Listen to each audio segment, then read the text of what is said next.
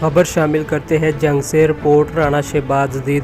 Deputy commissioner عبداللہ خرم نیازی کی ہدایت پر ضلع کی تمام تحصیلوں میں ریونیو عوامی خدمت کچہریوں کا انعقاد کیا گیا۔ تمام اسسٹنٹ کمشنر نے اپنے ضلع کے لوگوں کے ریونیو کے متعلق مسائل سنے اور ان کے حل کے لیے احکامات جاری کیے۔ اس موقع پر دیگر افسران بھی موجود تھے۔ ریونیو عوامی خدمت میں فرد اور افراد کا اجراء، درستگی ریکارڈ، رجسٹری ڈومیسائل کا اجراء اور دیگر ریونیو مسائل کا ازالہ کیا گیا۔